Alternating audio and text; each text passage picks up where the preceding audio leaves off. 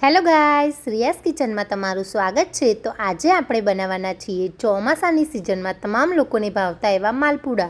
સામગ્રીમાં જોઈશે 2 કપ ઘઉંનો લોટ, 1 કપ ગોળ, 2 ટેબલસ્પૂન લીલી વરિયાળીનો પાવડર। તો ચલો હવે આપણે બનાવવાનું સ્ટાર્ટ કરીશું। પ્રથમ આપણે એક બાઉલ લઈ લઈશું, તેમાં 2 કપ પાણી એડ કરીશું।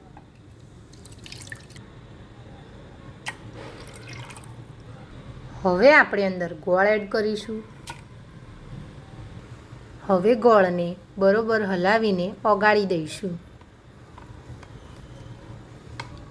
તો તમે જોઈ શકો તેમ ગોળ મસ્ત એવો ઓગળી ગયો છે।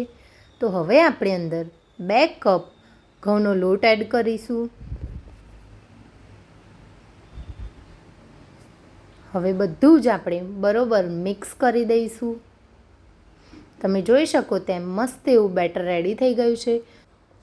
2 ટેબલસ્પૂન વરિયાળીનો પાવડર એડ કરીશું, 1 ટેબલસ્પૂન અજમો એડ કરીશું। હવે બધું જ બરોબર મિક્સ કરી દઈશું।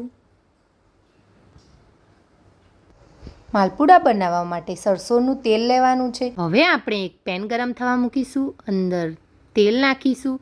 હવે ચમચી વડે થોડું બેટર નાખીને માલપુડાને બંને બાજુ તળી લઈશું।